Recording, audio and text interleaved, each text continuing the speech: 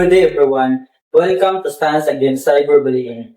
I'm John Ray, and I'm Nathaniel. Thank you by yung pagpaminaw. Today, we're talking about a serious topic, cyberbullying. Social media platforms are supposed to be fun and safe. Pero naiuban ng tao use them to hurt other. So that's why we invited three group of friends para mo share sa ilang experience. Let's welcome guys, Kyle Cadenas. Hello. And Kyle. Hello.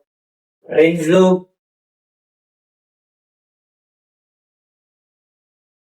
Hello guys, may adlaw. And lastly, Clint guys.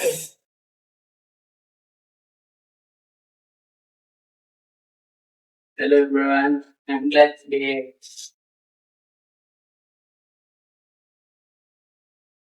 Let's start simple.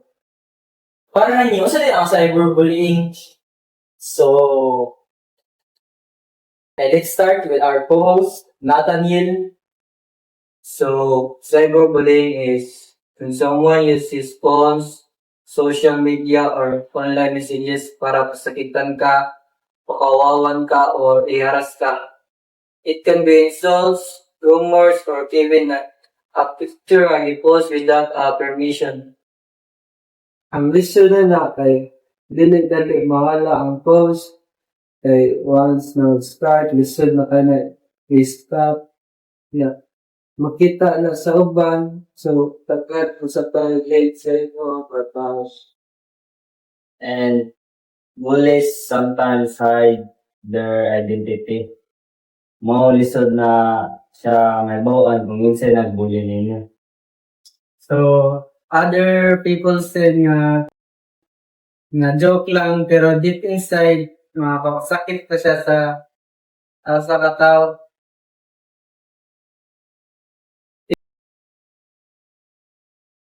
Ikaw kayo naka-experience na ba cyberbullying? Na-experience ang cyberbullying na someone made a fake account impersonating me.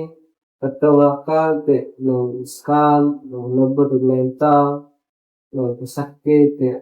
Ito yung mga nalagtan na tao, ako ang dibungtan. Gusto mo ang dibuhat nila. Pag-isulta kita yung mo? Oo, siyempre, ito nga tayo. Hindi ko ganaan gawa sa mga gawa sa mga, wow, ano. Renzo, how about you?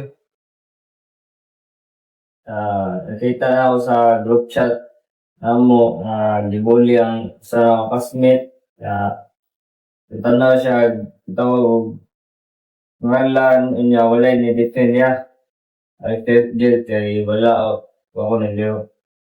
Daghan kayo na dili nila bully pero mahilom nila. Ikaw po yun, naka-experience ha? Oo na katong nag-post ko sa Facebook niya na comment ko na cringe bati hindi katawan akong post na abira ganang gamay ra pero kung sa party ka masakitan nila sa ilang mga comment. Sakit na yung ka, no?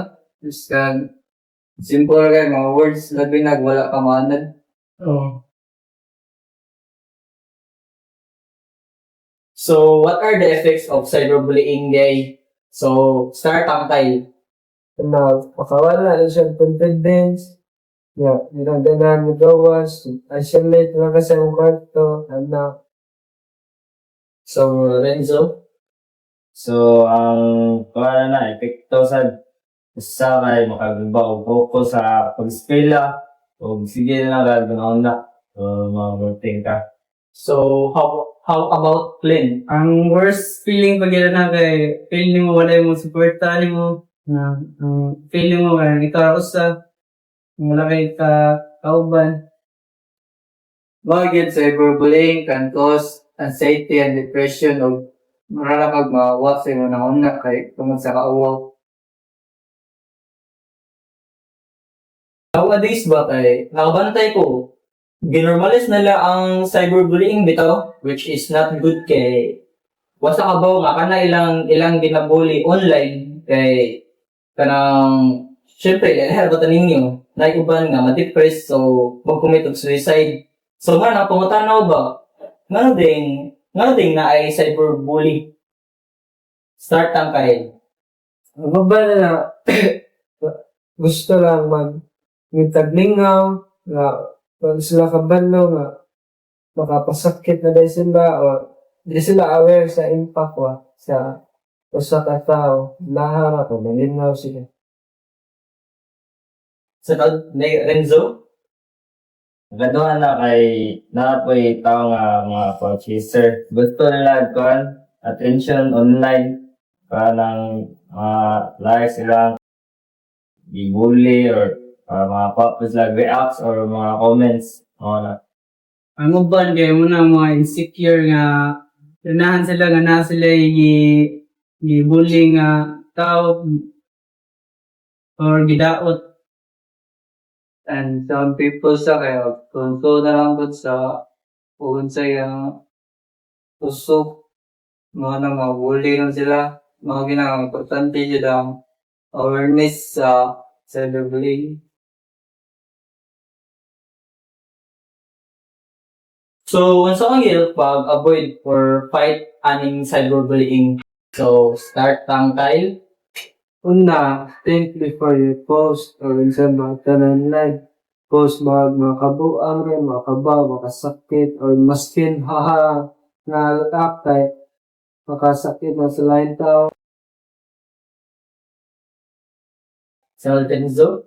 So, kuan naman jay ko na nga pinagabo pod. So, gaduha na kay ayo gilong kung ikaw gibully or makita ka na gibully maskin private message lang sa victim makatabang na. So protect your account, ayaw ihatag ang password or i-share yung account baligya para dili ka ma-impersonate sa social media. Importante po nga, dili na po tubayan ang bully ko dyan para dili na ang dako ang Korea ng oray.